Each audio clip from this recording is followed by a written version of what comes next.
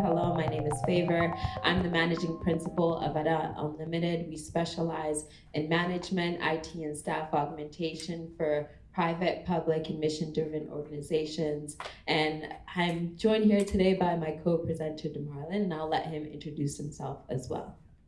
Hello, everybody. My name is DeiMarion Scisney, but please feel free to call me D, the data guy. That is trademark, so I will have to charge you if you call me that.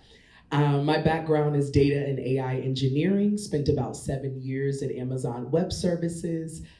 For those of you that don't know what that is, that's one of the 3 cloud computing companies. Left there after being an AI and ML specialist to start my own firm. We are a team of 16 data and AI engineers focusing on strategy and implementation. My master's is also in social data science, so really focusing on the data of community and how do we take that and tell the story of marginalized communities through data as well, and through data storytelling. And then I'm also on the policy side, so currently an advisor for the Global Council for Responsible AI, focused internationally on building an ethical AI framework that can be used and adopted internationally, and also serve as a commissioner for the Citizens Technology Advisory Board with the City of Seattle, working with the mayor and city council on digital equity policy as well. So this is no small feat. I'm hoping that you all have tons of questions and that you are energized to get through this. And we have knowledge from both houses here, and so super excited to be a part of this today. So let's start it off. What is AI? This is not a rhetorical question. So, any idea? What is AI? When you think AI, what comes to mind? Robots, okay. What else? Okay. That's a fun one. Anyone else? That's a good one. Content creation, I love it. Okay, I heard supercharge Google, robots, content creation.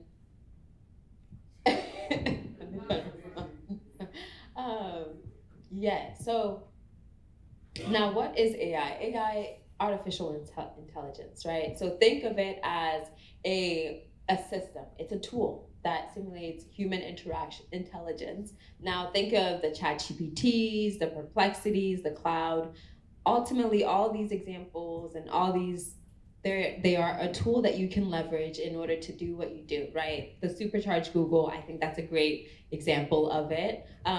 You can utilize AI in different ways, and I think when you think, particularly when it comes to nonprofit and for businesses, right, especially for leaner teams, there's a stat that's out there that 80% of lean teams actually feel overwhelmed when it comes to grant writing, when it comes to proposal writing. And I think that is something that I'm sure resonates with a lot of people in this room. When you're a solopreneur or you're a team of 2, 3, 4 people, and you're having to wear so many different hats between the content creation, between the grant writer, the copywriter, between and everything in between that. But with the use and with the help of with the help of AI, you can actually think about automating and, okay, what can we kind of leverage AI to do, and especially when it comes to brainstorming and whatnot. So think of it, AI, think of it as a tool, right? Ultimately a tool to help you do what you do best. But you are ultimately in the driver's seat as well. So now, why are we writing proposals? For the folks that are in the room, right? I know that we have some nonprofit leaders. I know that we have some businesses that are in the room as well. Why do you all write proposals? Listen, for money, yes. So a lot of times we're writing proposals, be it grants, be it RFPs. We're writing it to secure funding, to secure investments, and to look at, okay, how do we scale? And a lot of times to scale, you need the right team, you need the right people, you need the right tools, the right materials, and all of that typically costs money. Now, with the right proposal, you can secure the funding that could help do everything else and surcharge your operations and really help you either scale or do what you're doing at a different level as well. So yes, there's 4 core reasons that folks typically write proposals to secure funding. We're writing proposals when it comes to strategic partnerships. We may write a proposal when it comes to again, also when it contracts or to communicate a plan of action. And think of, okay, are we putting a program together, right? Are we thinking about building the right partnerships? We're thinking about building the right teams, right? A lot of all of that is wrapped into a proposal writing, be it on the grant side or on the business side as well. So now there's 5 core sections when it comes to writing a proposal, right? And it looks different for businesses and nonprofits, right? We typically like to start with an executive summary, which establishes, okay, this is who we are, this is what we're doing, this is how we're planning on doing it as well. And typically for nonprofits, you want to share your mission, your vision, and the need that and the amount that you're requesting, right? If it's to secure funding or investments. Now for businesses, you really want to highlight, okay, what is the opportunity? What is the ROI? What is the solution? But think of the executive summary as the overall summary of the proposal and what's really in before folks start diving a little bit deeper into your proposal itself. Now, after the executive summary, we want to talk a little bit about the problem and solution. Now, nonprofits, a lot of times we're working and we're thinking about, oh, I want to launch this program. Oh, I want to expand this program. So we're really wanting to make sure that we're calling out the need and how is this program or process or whatever it may be is addressing the need that either you're seeing in the community or you're seeing just called out, right? For businesses, we're really wanting to think about, hey, what does the market need, right? If it's a solution, what problem are we solving, right? A lot of times, especially when you're looking to secure funding, banks want to know, hey, what's the number saying? What is the market looking like? And especially, what is the ROI, right? How much of that market can you, as a business, capture, or can this product capture as well? And throughout all of that, we're making sure that we're coming back to, hey, this is a problem, this is a solution that we're proposing, and this is how we want to go about doing it as well. And that's really what's highlighted in the implementation, right? This is the how and this is the what, right? This is talking about, hey, who is going to be part of the staff? Like, what are some of the goals? What are some of the benchmarks, right? Or our KPIs, our key performance indicators. What does that look like? In addition, and on the business side, we're talking and thinking about the timelines, the deliverables, and the roles, followed by budget and the value, right? Nonprofit side, when it comes to budget, typically we're saying, hey, this is how much we're going to need in order to do this work or to effectively launch and complete this program. And this is what all that breaks down, and we want to make sure that we're being as detailed as possible. And similarly on the business side, right, we're thinking about the pricing model, right? Are we thinking on a sales basis or what does that look like, right? Is it commission based or versus it's okay. So and then closing it off with credibility and capacity, right? Who is going to be on your team? Right. If you have money, you want to know that, hey, the people that I'm going to give it to are able to deliver and able to do this work. And that's what you, as the grant writer or as a writer or as a proposal writer, business or organization is thinking about, right? How do I effectively share and showcase to the end user, be it the funder, be it whoever the end user is, we want to show them, hey, we have the right team members, we have the track record, we have the experience in order to effectively complete this project. So really closing it out by calling out and highlighting your team, highlighting the structure, highlighting the experience, right? If you have someone that has a track record of doing this work, maybe in a different capacity, call that out and call out, hey, maybe there's a lived experience, right? So really closing it out by sharing your organizational history, sharing who's part of the team and the experience as well. And on the business side, we want to include, we're really thinking about, hey, whose resume are we potentially leveraging and highlighting as part of the core team? What are their bios? What is their experience? How are they really lending into us being able to effectively complete this work? Again, we want to make sure that we're not over promising and under delivering, especially. Now, when it comes to setting up ChatGPT, and ChatGPT is going to be one of the tools that we're going to be focusing on, and we'll talk a little bit, and DeiMarion will showcase a little bit with the demo. When it comes to setting up for ChatGPT, you really want to focus on 4 things: providing context, highlighting the problem or the issue, followed by clearly defining your goals and defining pre-written prompts, right? The last one is really to make your life so much easier, right? If you have a prompt that, hey, is generating really, really great outputs and it's working, and you're able to kind of tailor it to the proposal or to the project, please highly recommend. Save yourself some time and work off of those prompts that you're finding are lending really great results as well. So providing context, what does that look like? You want to tell the tool that you're working with, be it ChatGPT, Perplexity, whatever it may be, as much information about yourself, about your organization, about your business, to the point where it's able to know who you are and what you're doing, right? In addition to, hey, what problem or issue are you trying to solve? You want to really call it out and highlight it so that it knows, okay, this is kind of the direction that we're going and working off of.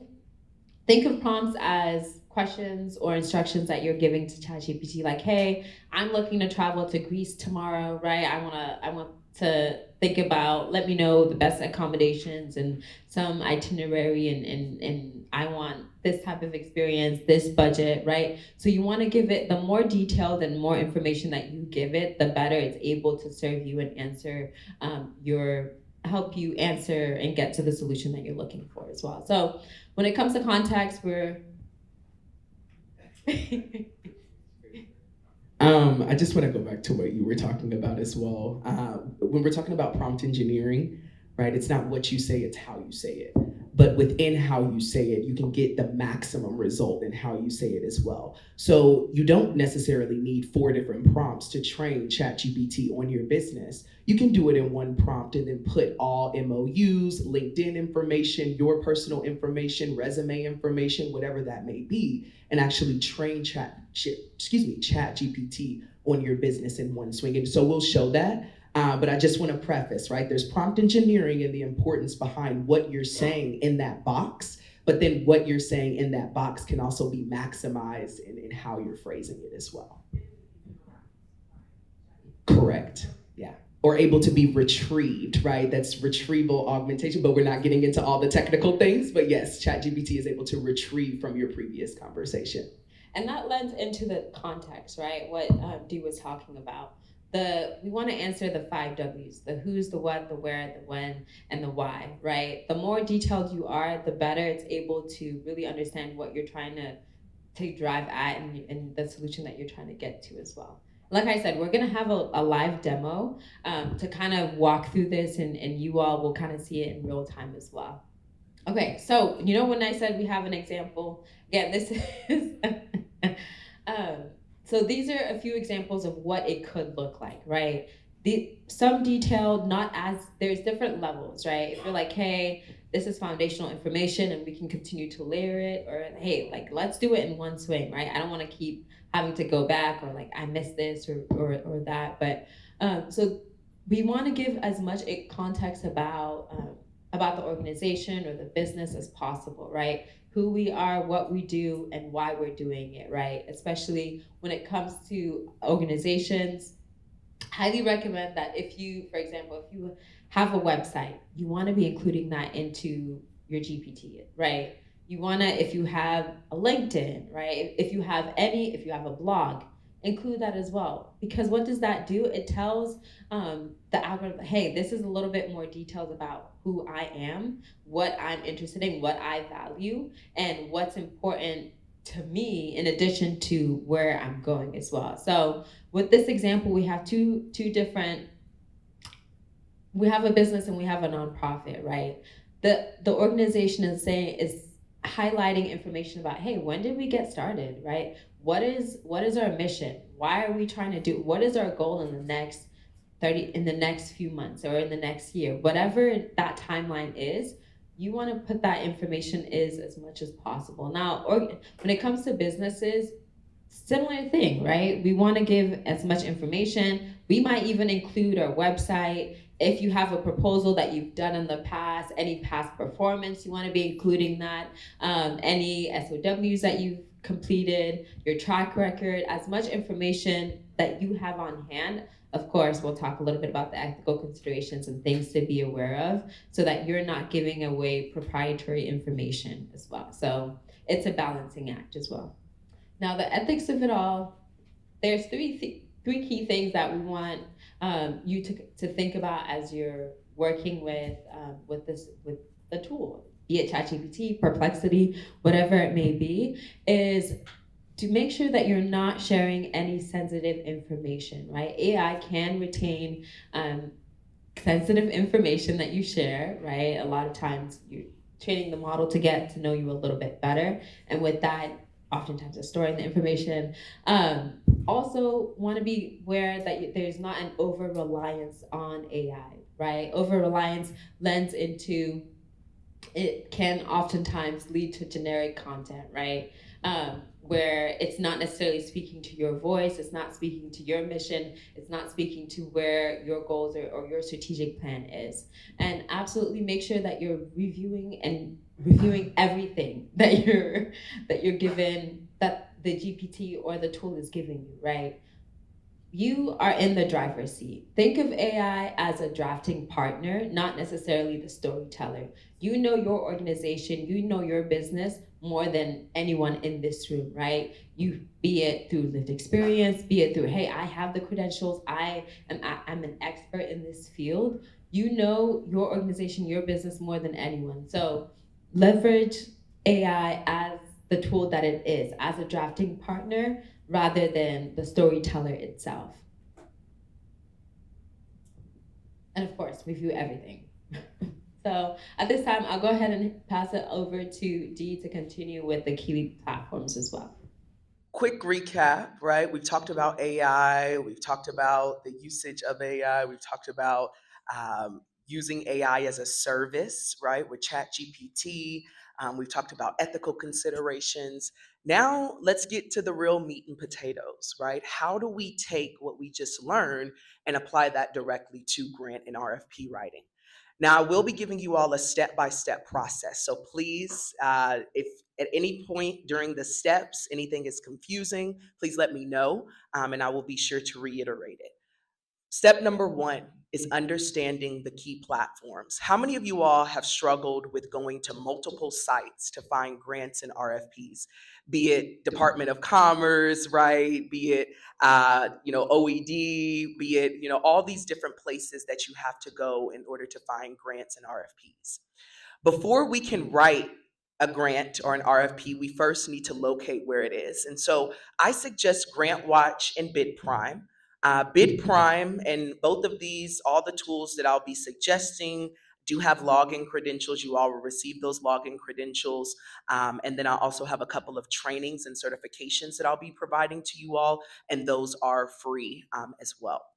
BidPrime, you can think of it as a central contract management system, and then GrantWatch is a central grant management system. So gone are you having to go, in my instance, right, to Department of Health, OED, OCR, all of these different places to find grants and RFPs. They're all centralized in one place, and they're vetted and updated on an hourly basis. And so we'll go through exactly how different keywords are associated with the grant search, and how they're also going through on an hourly basis and updating these grants and things like that once I demo the platform. But the first step is understanding the platforms themselves and what they are.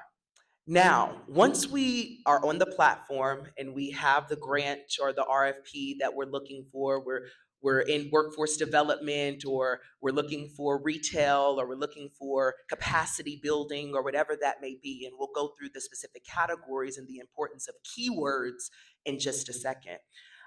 We need to train ChatGPT on our business. And so this is a crucial part because we cannot validate the RFP or the grant if ChatGPT is not trained on our business. And so this is the prompt that I was talking about earlier. This is one prompt, and you can include everything within this one prompt, right? And it's simply a conversation. ChatGPT is a conversational chatbot. So you're essentially having a conversation with ChatGPT. This is my company. I'm going to insert my website link. I'm going to insert any website information. I'm going to put in my LinkedIn information. I'm going to put in any SOWs, MOUs, anything that I would like, or project information, anything that's publicly available, because that's what ChatGPT can find, is publicly available information. It's scraping the internet in real time.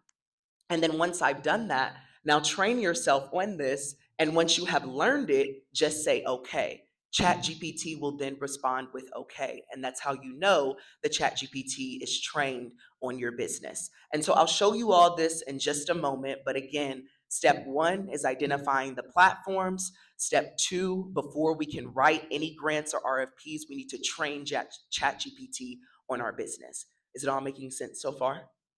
Awesome. So now, once we've trained ChatGPT on our business, we can now evaluate the opportunity with ChatGPT as well and actually get a validity score. So with this, you can use the prompt. You all have access to the slides, but also a one pager that will be comprehensive of all the prompts that we're going over today as well. But the prompt says, ask AI, is this a viable opportunity for my business? What's the scope of work? And can you provide an outline to anything else that would be needed for this, right? So actually summarizing and extracting key information. So once it's been trained on your business, now it will then run an analysis of and provide a validity score on whether or not this opportunity, you should pursue this opportunity. Oftentimes we spend a lot of time just in the grant search portion. And then I'll show you another uh, feature on BidPrime to where it actually sends you RFPs on a daily basis. So you don't have to even worry about the search opportunity, but searching them is a doozy. And so how, once we found them, keeping us from having to read 30, 40, 50 pages and actually get a validity score around that. So step one was what? Can I get somebody? Okay, so where to find the grants, and that is BidPrime and GrantWatch, and we will go over that in just a second. Once we found the platforms, now what do we need to do? Yes, train ChatGPT on our business, and where are we pulling that information from? Yes, LinkedIn, socials, okay. Website, yep. Any MOUs, projects, any information there. Now, once we've trained ChatGPT on our business, now what do? We move into, yes, evaluation, validating the opportunity. And so we'll go through this step by step in just a second. Just want to get through the PowerPoint and then we'll get through the actual demo. Now, once we've ensured that the opportunity is valid, we can now leverage ChatGPT based on the previous information. So what you were talking about earlier with retrieving that previous information, because we have now trained ChatGPT on our business, all in the same chat, right? We haven't opened a new chat. We're all in the same chat. We've trained ChatGPT on our business. We've added the RFP or the grant in there, ensured that it's valid, right? Now we can go back based on the information that it has on our business beforehand and now create a comprehensive outline around the RFP or the grant, right? That's inclusive of all the things that were discussed earlier. Taking that one step further and actually writing each section of the RFP and the grant as well. So now I'll get into the actual demo, but I want to pause for any specific questions that you all may have. Is it all making sense? It seems very simple, right? And what we're doing right now, and I want to preface kind of two things here, right? Because as we move into agentic AI, right now we're talking about ChatGPT, right? That is a conversational chatbot. We're able to have conversations with it, right? But we're moving into an era that is much more problem solving based and AI workers, where a lot of these processes, this whole process that I just mentioned to you all, this 4 to 5 step process, will be in an automation workflow, and an AI agent will essentially be your grant writer AI agent. It's just right now, it's much more manual, right? And you're having a conversation and taking it kind of a step by step approach. So the first thing I want to do is walk through both of the platforms for you all to see, the difference between GrantWatch and BidPrime.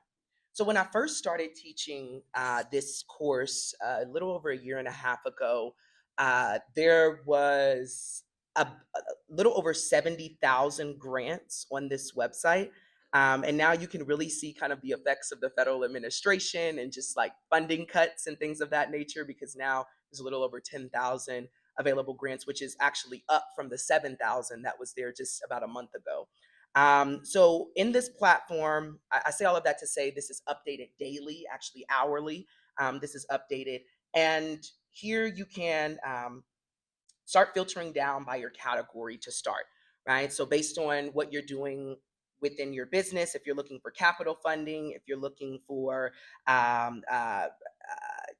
things in energy, if you're faith-based, if you're a small business, whatever that may be, workforce funding, we can start filtering it down by the category. Let's focus on workforce, because I feel like maybe every facet of people's businesses here have some type of workforce component. And so you can start off with the actual category. I'll also show you how to do an AI grant search, where you can search by the keyword that you're looking for, or search here by the keyword. We'll filter it down by Washington, or within Washington. You can filter it down by the funding sources that you're looking for, and then you can search for your keywords. So here you see I've helped people find funding for HVAC to, all different types of stuff here. So let's just look up workforce funding here, and then we'll click search. Now you can see that 10,000 turned into 58 grants over the state of Washington. Now we can filter it down a little bit more and start looking at, city of Seattle. If we just wanted to focus on Kent, so if we just wanted to say Kent, Washington, and then search there.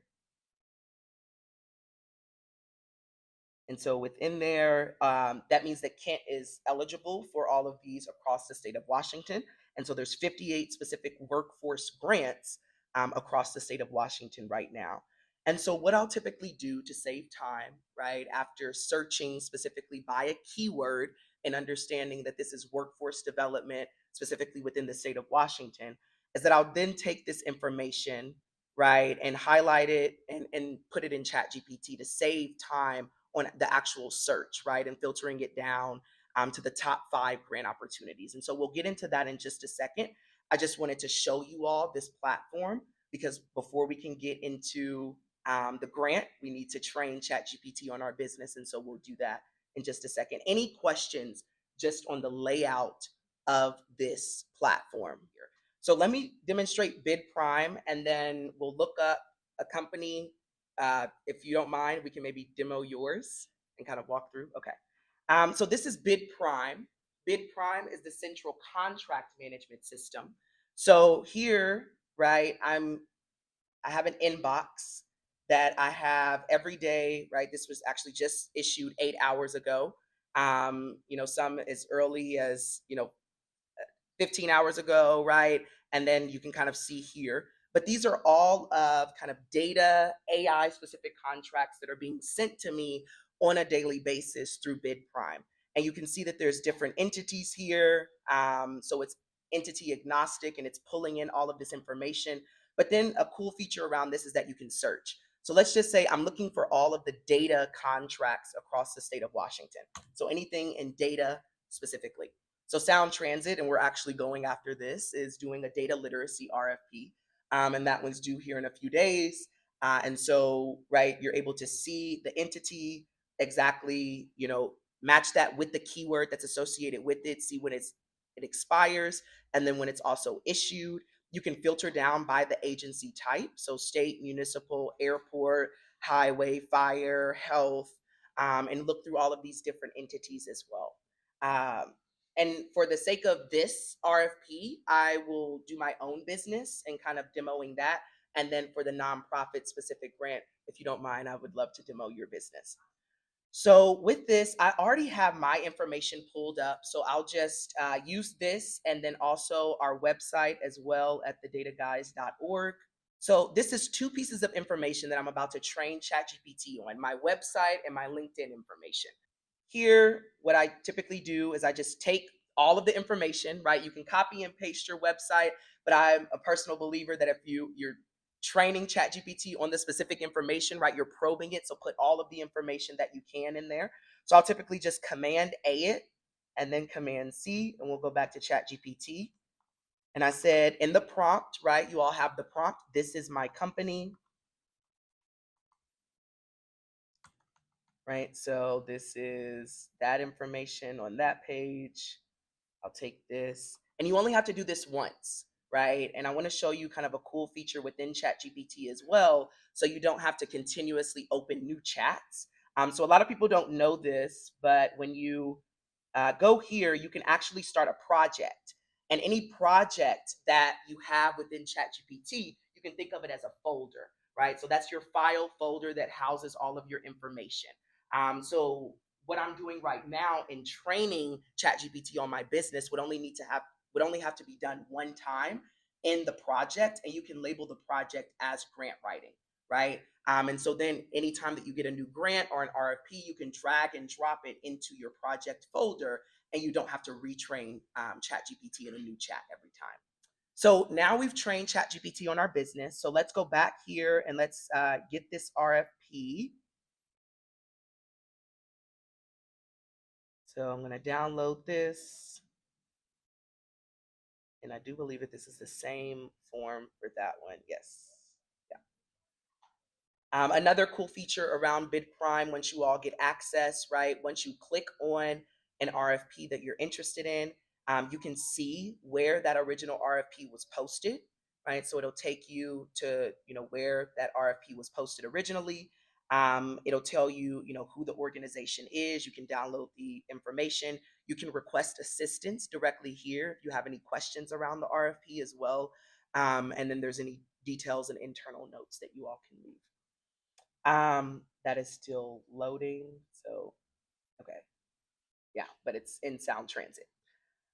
So now that I've downloaded the RFP, and we're going to go back to ChatGPT, and I'm going to put this in here.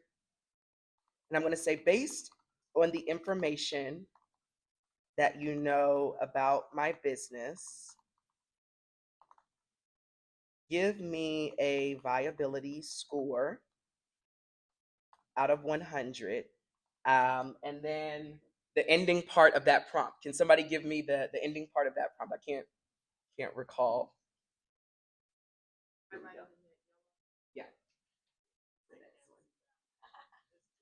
Okay, here we go. Is this a viable opportunity for my business? And then just asking, what is the scope of work? And can you provide an outline to anything else that would be needed for this? And we want to be specific and ensure that the outline includes every piece of the RFP, because oftentimes there's attachments, there's different appendices that we'll have to acknowledge, there's things that can be left out. And I've been a victim to this, where I'll write an entire RFP, it'll be 30, 40 pages. I'll submit it, and then I'll get something back saying, hey, you left out an attachment that was supposed to be there. That's happened to me one time, actually. Never again. So yeah, it's just being very specific on asking every piece, ensuring every piece is included that you need for that outline. So now it's going to take that RFP and run it against the information that I just put in around my business. And so it gave me a viability score of 92 out of 100. So it says, we have direct experience working with the Department of Commerce. We specialize in data literacy, public education, equity-centered frameworks. Our team, it includes equity practitioners, technical experts, community-rooted partners, right? So, and then it starts getting into maybe minor gaps or risk that it's highlighted or flagged around it. So the RFQ wants 3 client references. We do have those. I just did not include my references on the initial information that was put into it, right? So that's why it doesn't have that information. And then we get into kind of the scope of work breakdown, and then what we'll need to submit, right? And kind of the actual outline around that. Sorry, I have another meeting coming in. But this is the proposal structure outline. So the cover letter, the firm overview, the relevant experience and what we bring, the staffing plan, the scope response to each section of that scope, the pricing, the client references, and then any certifications. And so what I typically do is I'll then take this outline and of course start a Google Doc with that, and then start taking it section by section, right? Based on the information that I've provided. So I want to go through each section and then kind of speak to, some questions that you had as well earlier. And remind me of your name, ma'am. Yes. Sonia, yes. Just in your experience and trying to navigate that in the actual writing piece. So we've trained, we've ran it, right? We understand that it's valid. We've gotten the outline, and now let's write kind of a section by section approach around this. So let's start with the firm overview and relevant experience. So we'll take this and say, based on the information you know about my business, I want to write this section. And we want to make sure that it's personable, in depth, and in line with, how do I say it? In line with, the needs of the RFP.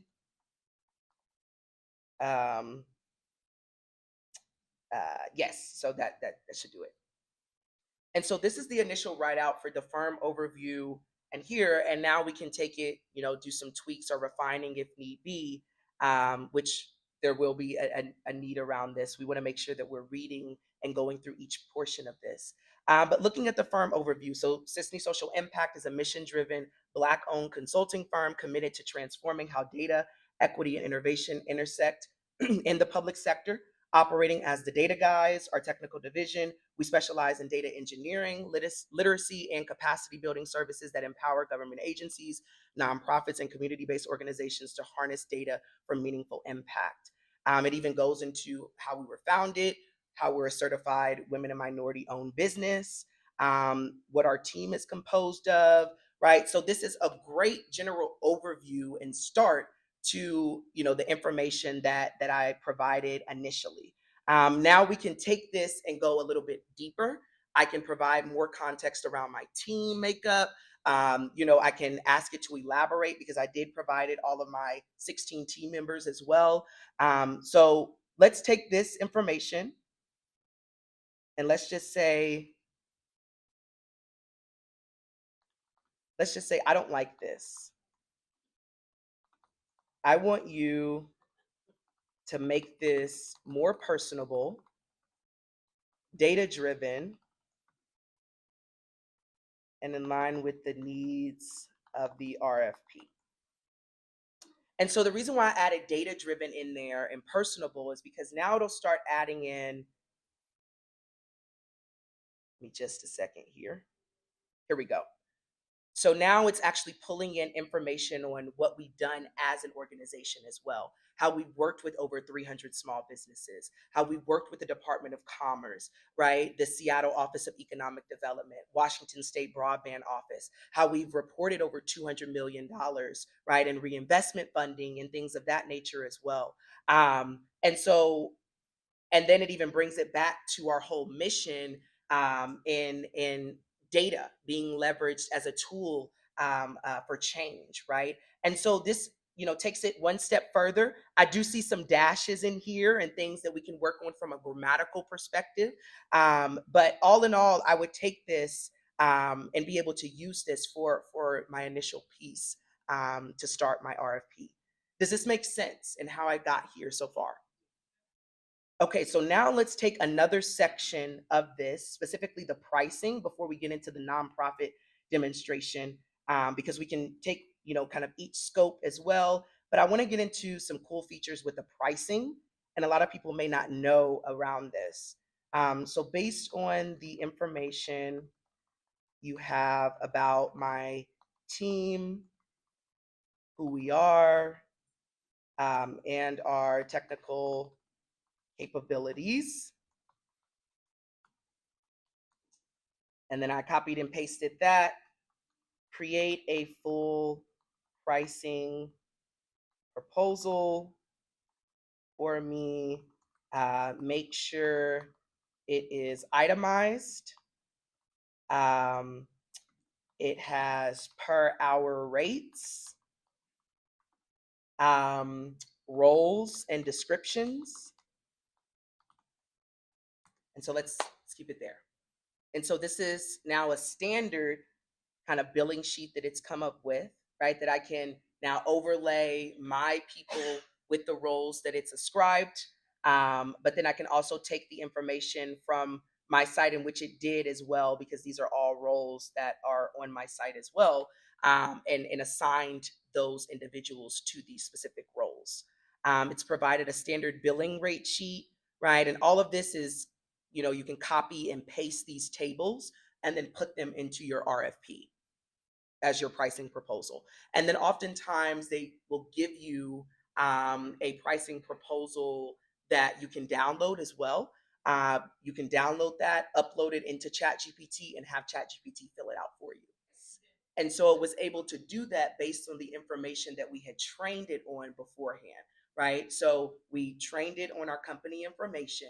Then we took that RFP, we put that RFP in there and gave it a validity score, right? It gave us a 92 out of 100.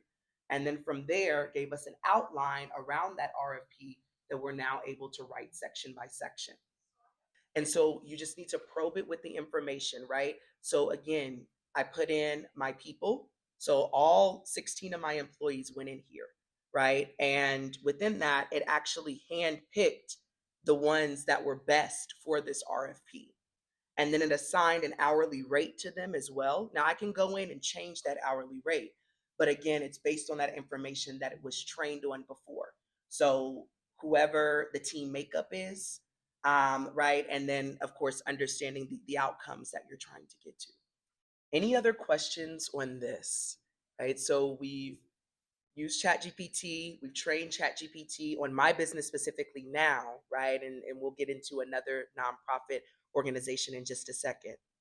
After training, we did the research, right, through keyword searching and finding grants, RFPs specifically on data literacy, put that in there, got a validity score, then wrote the outline, better understood the scope of work, got an outline around that and everything that needed to be included in that RFP. And now we're able to write that section by section. Any other sections that you all would like for me to go over before I move into the nonprofit example? I wanted to show pricing again, because those are tables, those are configurations that you can copy and paste within your RFP. So any other sections? Yes, I saw your hand.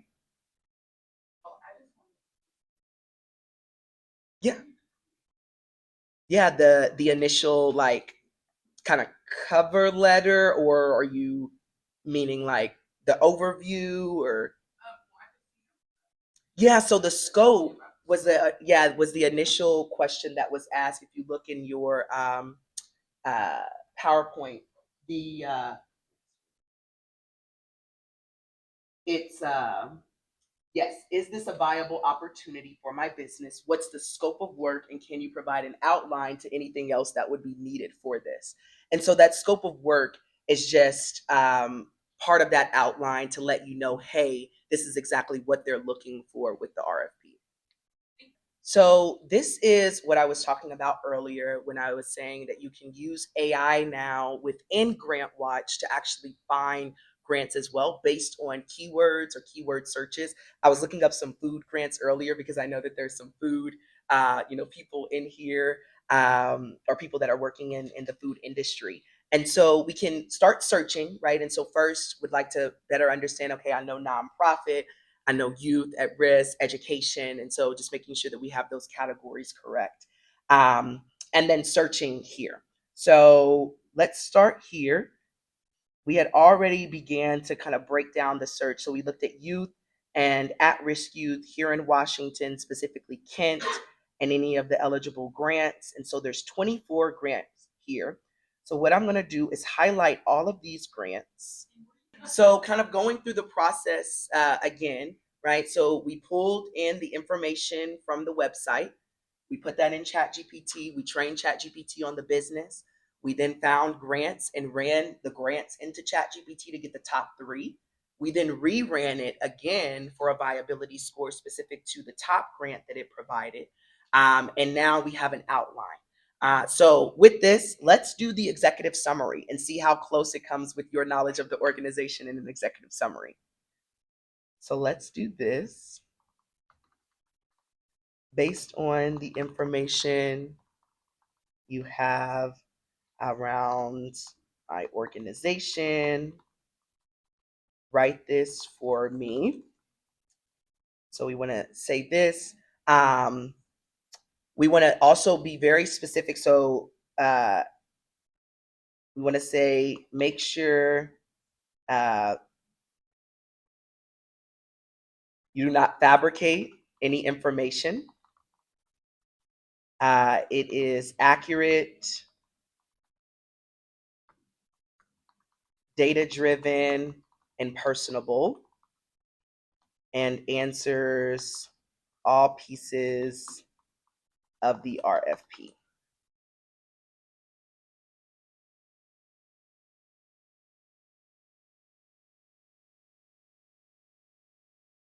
Do not fabricate command is reliable. It is. It'll only pull information that is like readily, like it's scraping from the internet, and it won't hallucinate, right? That's where the fabrication comes in.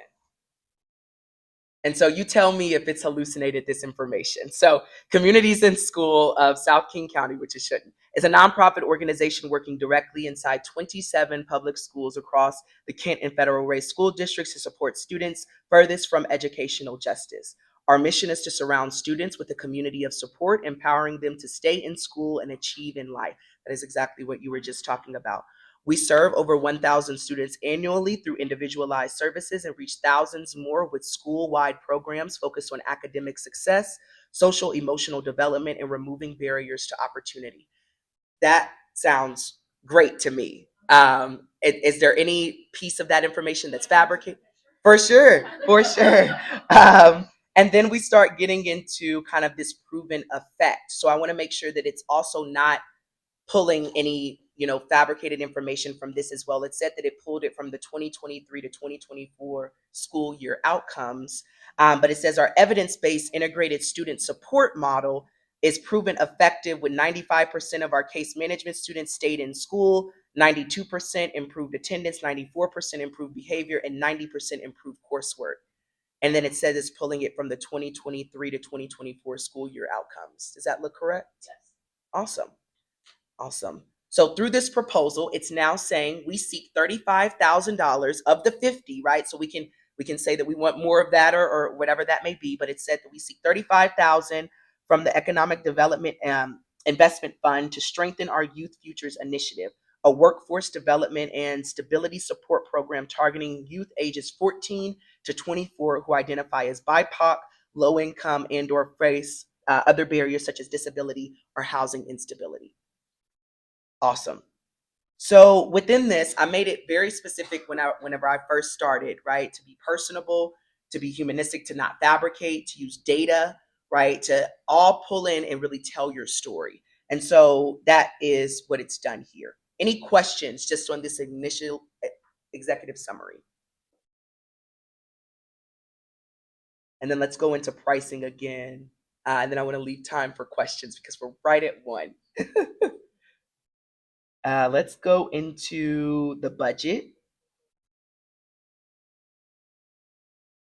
Let's say based on the information you have about my organization,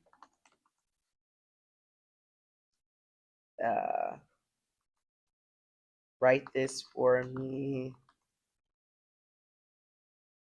make this itemized. And then I guess we wouldn't say like from a persona perspective, but let's just say make this itemized, and it should give us good information.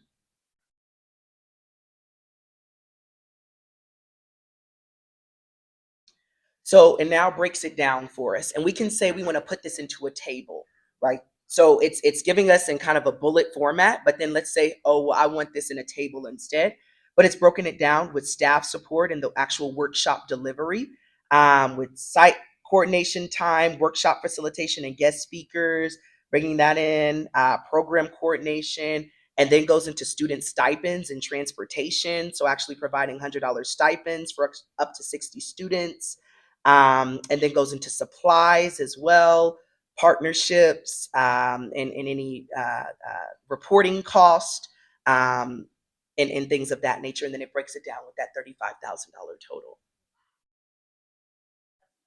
Yeah. And so I want to pause for specific questions that you all may have. I know it's right at time, but do the steps make sense? And what we are doing is AI as a service right now, remembering that we're using ChatGPT, right, which is a conversational chatbot to have a conversation, right, through each step of this process.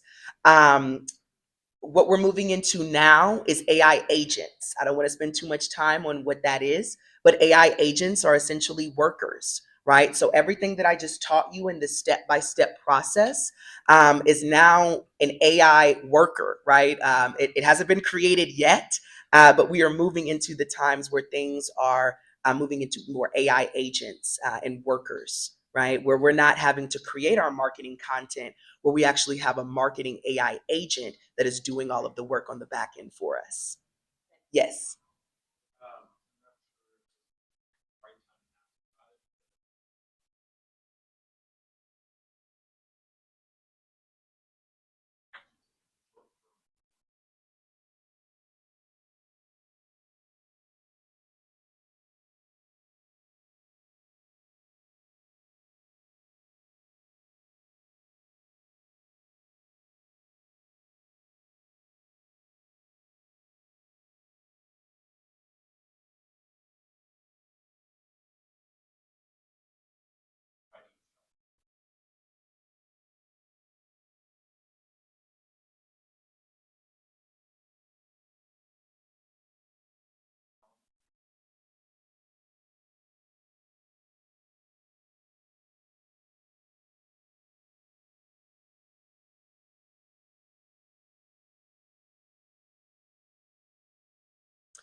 Yeah, it's all in how you're prompting, right? And so I say that to say the outcome that you're looking for is indicative of what you're putting in that box, right? And so if you're not getting the outcome, then you can definitely rephrase or go up and edit, right? What that is that you're looking for as well.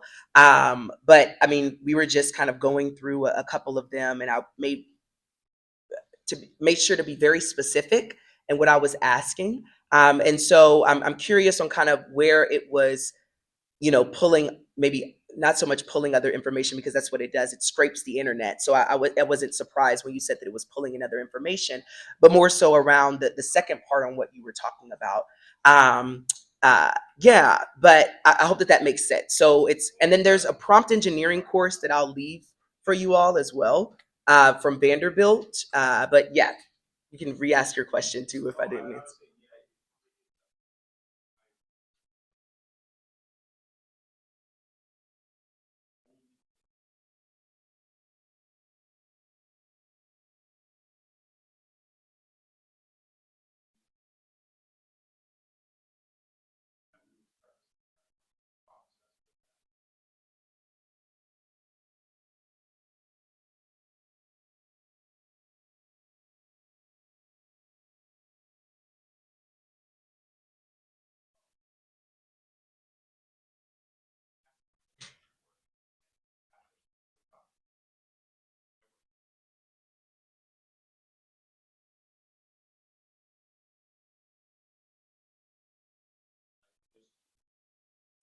I was going to say, and then were you using the coding feature within ChatGPT as well? Or was it just ChatGPT?